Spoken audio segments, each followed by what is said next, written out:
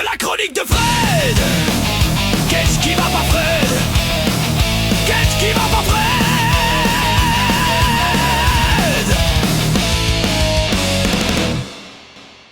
Qu'est-ce qui va pas, Fred? Qu'est-ce qui va On pas? va commencer par ce qui va. Ah ouais?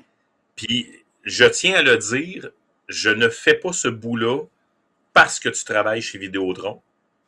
Je le fais parce que j'ai eu une expérience absolument géniale avec le service à la clientèle de Vidéotron aujourd'hui du côté de Victoriaville. J'avais à brancher mon nouvel appartement avec Internet parce que c'est essentiel dans ma vie. Et d'un bout à l'autre, je trouve que, écoute, je nommerai pas d'autres entreprises, là, mais il y a des entreprises qui, sur le service à la clientèle et le service technique, l'échappent un peu. Tu sais, quand tu es obligé d'expliquer aux techniciens qui te parlent au téléphone comment faire ce que tu lui demandes, on a des problèmes. C'est pas une joke, là. Ça m'est arrivé avec d'autres entreprises. Le technicien, j'ai parlé au téléphone parce que j'avais commandé ma borne. Elle est arrivée chez moi. J'avais un rendez-vous avec le technicien. Il est arrivé chez nous et non seulement il a configuré mon Internet avec mon routeur en mode bridge, tout le kit, mais il a tout fait exactement ce que je voulais pour que, quand je vais arriver avec le studio du côté de Victoriaville, tout soit déjà prêt.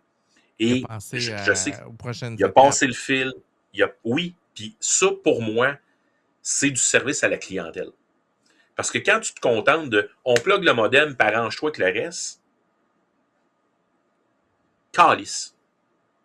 Il a pris le temps de passer le câble en dessous, vérifier le signal au sous-sol. Après ça, on l'a monté au deuxième étage, fait 2 trous pour pouvoir l'arriver dans le studio, où mon studio, qui est actuellement à Québec, va se transporter du côté de Trois-Rivières.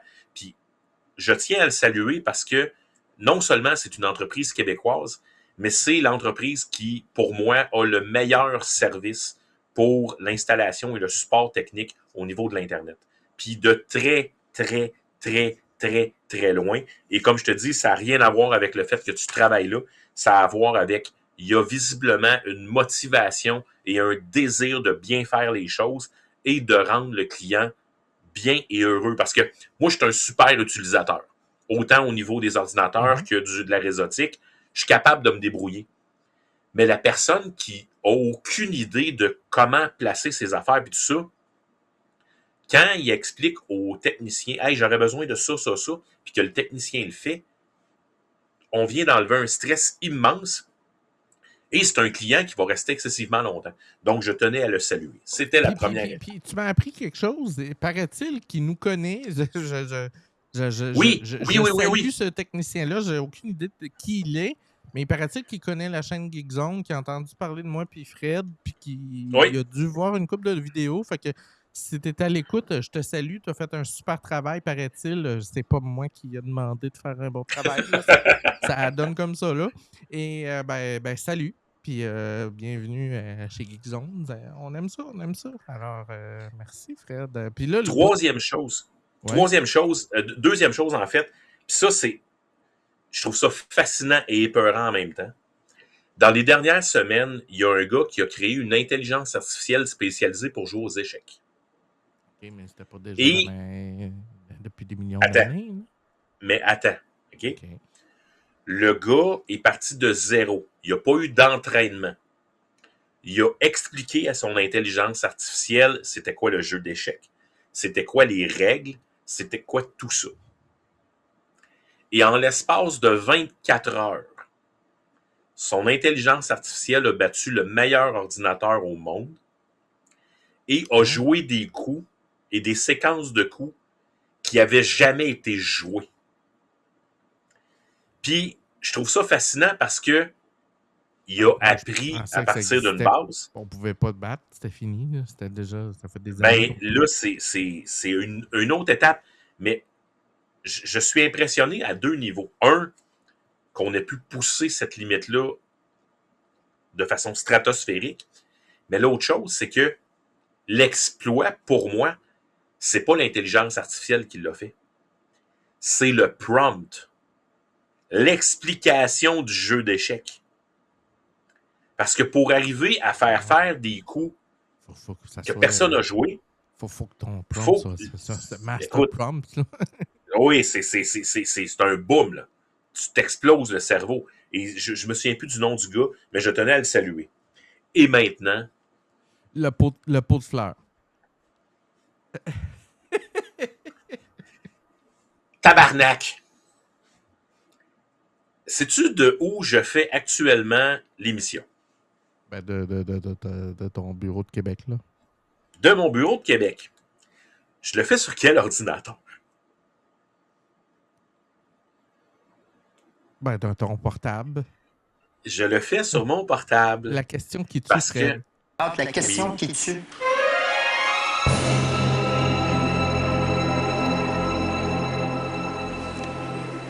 Mais que s'est-il passé avec ton ordinateur?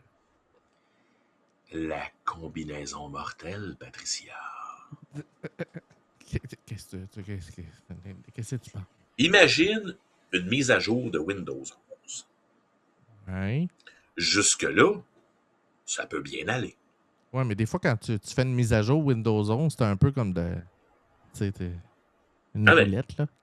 Jusque-là, ça peut bien aller. Mais si tu combines ça à une mise à jour des drivers de NVIDIA pour les cartes Quadro professionnelles, je le rappelle, ça donne quoi? Ça peut donner des résultats du genre pas d'écran, pas de lumière. Mon ordinateur fonctionne. Quand je branche quelque chose en USB, j'entends la connexion, tout est correct. Mais il est gelé sur le logo puis le début de starting au niveau de l'affichage. Je peux pas m'en servir. Il est fonctionnel, là, je le sais qu'il marche. Mais je vois pas ce qui se passe.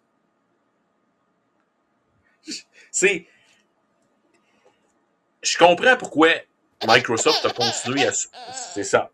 Je comprends pourquoi Microsoft continue.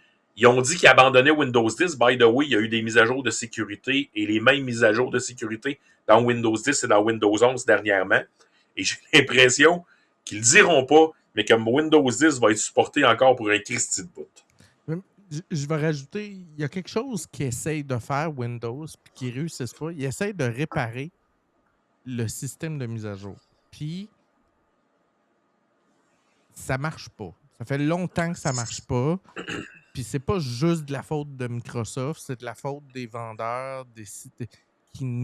Puis, il y a des compagnies d'appareils, de hardware qui vont faire... Puis là, je dis pas que NVIDIA font ça, là, mais tu sais que genre... la version 9.1.2, la version 9.1.2.3. Ouais. Puis il y a des entreprises qui... 9.2.3, finalement, on tombe à la version A2C4.23. Là, tu sais, OK, mais... Time out. Là, tu as changé complètement. Il y a des entreprises comme ça qui ont comme aucune espèce de nomenclature qui suit, puis Windows a bien de la misère. Ils n'ont pas su imposer un système de mise à jour avec des numérotations internationales là, que tout le monde suivrait dans un catalogue. Fait que souvent, tu te retrouves avec des situations de eux font une mise à jour, puis là, ça brise quelque chose qu'un autre a fait, puis là, tout se met à chier.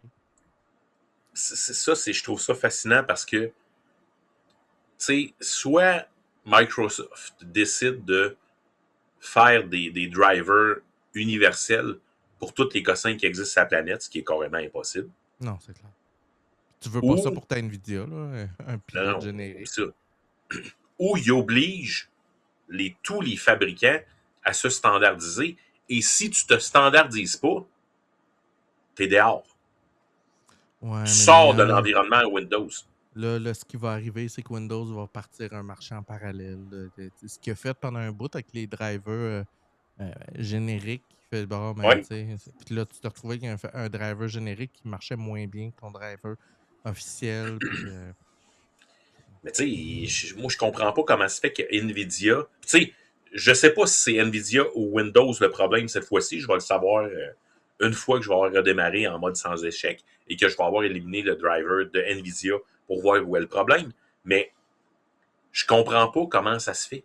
Parce que, tu sais, on en parlait la semaine passée. On peut-tu faire des tests, s'il vous plaît? S'il vous plaît. Ouais, mais c'est donnez-moi des tests, là, puis... Là, tu testes le driver NVIDIA, mais couplé avec ta carte Internet, Intel, AC, blablabla, Oui. ça crée un comportement qu'ils n'ont pas testé parce que les deux ensemble, c'est difficile d'arriver avec des. Il y a tellement. Là, je parlais en joke, genre, moi j'ai un Mac, ça n'arrive pas. Ben, ça, c'est plate ce que je veux dire, mais c'est un des avantages des Macs, c'est que tout est standardisé, les puces sont standardisées, la mémoire est standardisée, le disque dur est standardisé. Oui. C'est ce qui fait qu'ils contrôlent un peu plus l'infrastructure. Oui, tu as moins de capacité de personnalisation, là, ce que toi t'aimes, de pouvoir monter ton système à ta botte, mais ça vient avec une contrepartie. Tu as moins de personnalisation, mais tu as plus de stabilité, versus toi, tu as plus de personnalisation, mais tu as peut-être un peu plus de risque de tomber dans des situations Mais comme ça. ce qui me fascine, c'est que, tu sais, Windows XP, là, je sais, je recule en arrière beaucoup, là, mais même Windows 7, Windows XP, Windows 7, c'est des systèmes qui ont atteint un niveau de stabilité plus performant qu'Apple. Oui, mais c'était des passoires. Je comprends, mais est-ce qu'on peut... Tu sais, Windows 10, là, pourquoi on n'a pas donné une vie pour pouvoir pousser plus loin? Là, on arrive à quelque part où, tu sais, Windows 11, il a marché, puis à un moment donné, ça s'est mis à crasher, puis tu le sais, là, je pense que ça fait 6 fois que j'ai des problèmes avec Windows 11 depuis que j'ai fait la mise à niveau. Je ne comprends pas comment tu sais, quand je suis arrivé tantôt à Québec, puis que j'ai fait les tests, puis qu'on est arrivé à la conclusion que j'avais un problème de driver réel, je me suis dit, est-ce que je suis rendu à Linux? Caroline qui dit c'est ben trop de contrôle, les Macs. Oui et non. Là, Je suis d'accord à 100% avec toi, Caro. Je déteste les Macs parce que moi, je suis un power user. Je veux être capable de le jouer dans le cœur de mon ordinateur. Dans ce cas-là, va vers Linux, qui est un peu plus comme Mac, Ben, mais... mon problème que j'ai avec Linux, puis tantôt, tu m'as rassuré un peu avec Photoshop, mais tu sais, la journée où la suite Adobe, j'en ai pas parlé avec After encore, Effects, Fred. Là, t'es en train de vendre... non, tu m'en as parlé. Non, mais tu m'en as parlé tantôt, on va en parler après. Mais ce que je veux dire, c'est la journée où la suite Adobe ou des logiciels comme Magix Vegas ou tout ça vont être sur Linux, je t'annonce que je débarrasse Windows de ma vie, mais j'ai besoin de ces logiciels-là pour travailler. Non, je sais. J'ai pas le choix de vivre dans l'environnement Microsoft.